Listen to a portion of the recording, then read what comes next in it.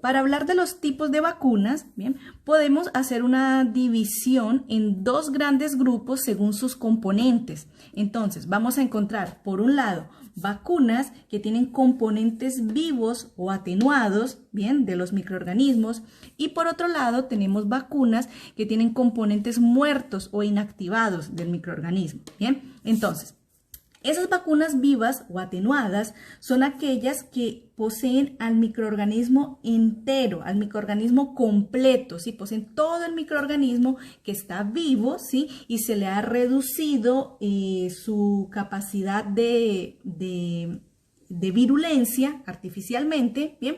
Y esto hace que el microorganismo aún pueda replicarse, ¿bien? Pero tenga una baja capacidad para producir la enfermedad. Bien, entonces esas son las llamadas vacunas vivas o atenuadas. Se conoce como que son las más eficaces porque debido a que el microorganismo aún se encuentra vivo y puede replicarse, ¿cierto? Esto genera una estimulación en nuestro sistema inmune muy fuerte, muy grande, ¿bien?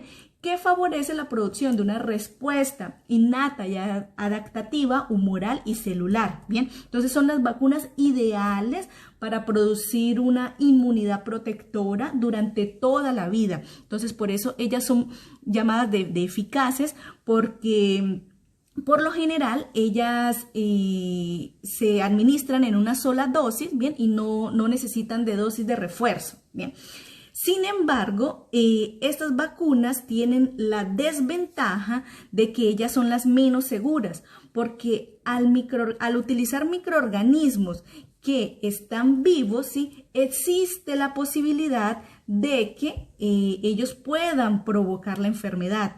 Entonces, estas vacunas están totalmente contraindicadas en personas con algún inmunocompromiso, ¿sí? Por ejemplo, personas con alguna enfermedad, que tenga alguna deficiencia del sistema inmunitario o que tenga alguna infección, por ejemplo, por el VIH que provoca una inmunodeficiencia, o personas que van a ser sometidas a trasplantes, que están tomando fármacos inmunosupresores, ¿bien? Entonces, estas vacunas vivas atenuadas, si bien son muy eficaces, ellas son las menos seguras y no pueden utilizarse en pacientes inmunocomprometidos, ¿bien?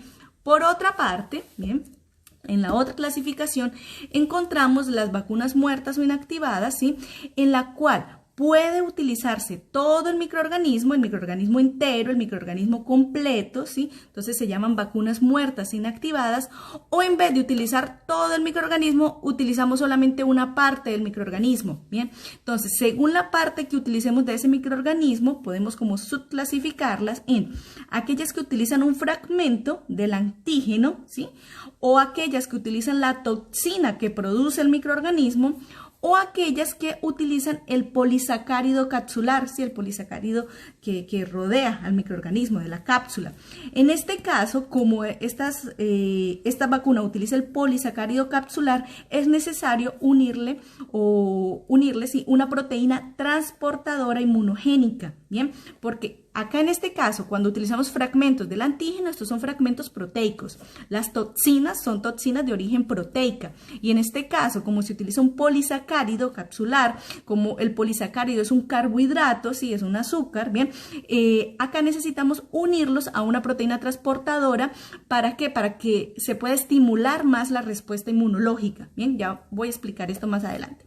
Entonces, así encontramos vacunas subunidades, vacunas toxoides y vacunas conjugadas, ¿cierto? Conjugadas porque está unido un polisacárido y una proteína, ¿bien? Todas estas vacunas, las que utilizan microorganismos muertos o inactivados, todo este grupo se considera que son menos eficaces. ¿Por qué? Porque el microorganismo está muerto, ¿cierto? Entonces, como que la estimulación del sistema inmunitario es menor en comparación con las vacunas vivas atenuadas, ¿bien? Pero en contraparte, estas vacunas presentan la gran ventaja de que son mucho más seguras, ¿bien? Al ser más seguras, estas son las vacunas indicadas en los pacientes con algún tipo de inmunocompromiso, ¿bien? Ahora, como estas vacunas son menos eficaces, bien, para poder ayudar a aumentar esa eficacia, ¿sí? Para aumentar esa eficacia, ¿qué es lo que se hace? Esas vacunas pueden ser aplicadas junto con un adyuvante, o sea, se puede mezclar, ¿sí? Se puede mezclar esas vacunas muertas inactivadas con un adyuvante. El adyuvante viene siendo una sustancia que por lo general proviene del aluminio, ¿bien?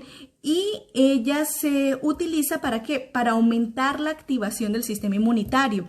Esto gracias a ¿qué? A que el adyuvante favorece que la vacuna, ¿sí? La vacuna que se está aplicando permanezca más tiempo durante el sitio de la aplicación. Entonces eso va a prolongar la estimulación del sistema inmunitario, ¿bien? Y además porque ella favorece la activación de las células presentadoras de antígeno, favorece la activación de las células dendríticas. Entonces hace que las células dendríticas migren a los ganglios linfáticos, hace que células dendríticas aumente moléculas de histocompatibilidad, aumenta señales estimuladoras. Eso significa que se aumenta señal 1 y 2, capaz de ir a activar a los linfocitos T. Bien, entonces esta es la grande clasificación de las vacunas. Ahora, cuando hablamos de vacunas conjugadas, bien, acá ampliando, conjugado significa ¿qué? Significa que tenemos dos componentes diferentes.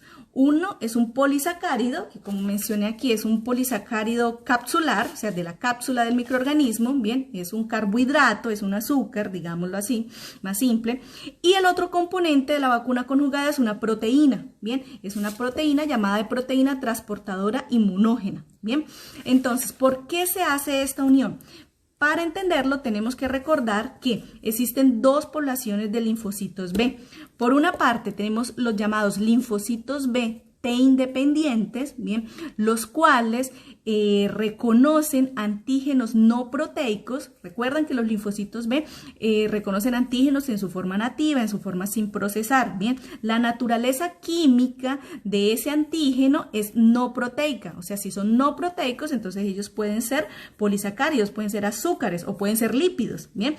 ¿Eso qué hace? Esto genera la interacción acá entre el epítope del antígeno y el paratope del BCR, ¿cierto? Que es una inmunoglobulina M.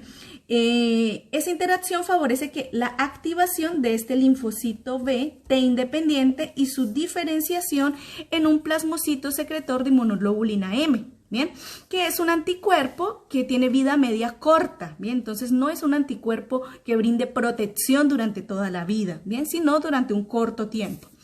Por otra parte, tenemos entonces la población de los linfocitos B T dependientes, los cuales se diferencian en que ellos son antígenos proteicos, bien, ellos también reconocen antígenos en su forma nativa, sin procesar, solo que la naturaleza química de ese antígeno que reconoce es proteico, tiene que ser una proteína, bien, entonces cuando ocurre esa interacción entre el antígeno y el receptor, el BCR, ¿sí?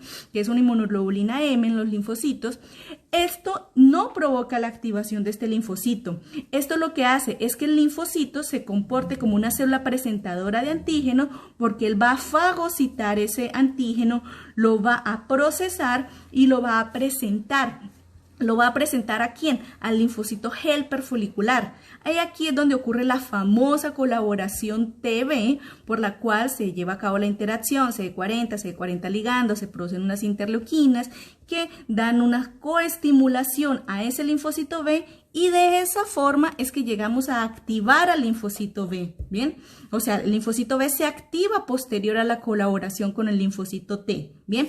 Y en esa activación ocurren unas modificaciones, recuerdan la hipermutación somática, el switch isotípico, que lleva a la producción de plasmocitos secretores de IgM, que son anticuerpos de vida media larga, o sea, que brindan una protección más duradera, y además de eso, los linfocitos B de memoria, ¿bien? Que ellos van a estar presentes durante toda la vida, ¿bien?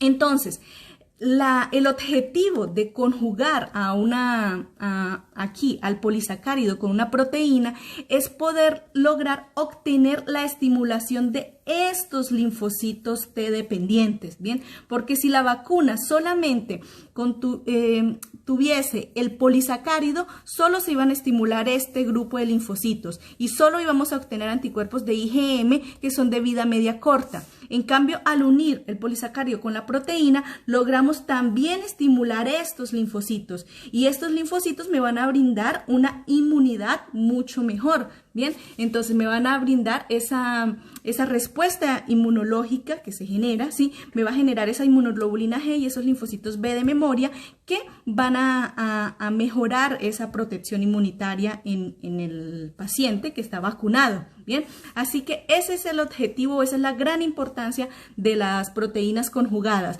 es poder mejorar la respuesta inmunitaria al convertir una respuesta T independiente, o sea que solamente el polisacárido estimularía el linfocito T independiente, lo va a cambiar, o sea, la va a mejorar hacia una respuesta T dependiente, bien, con producción de estos anticuerpos de vida media larga y de células de memoria.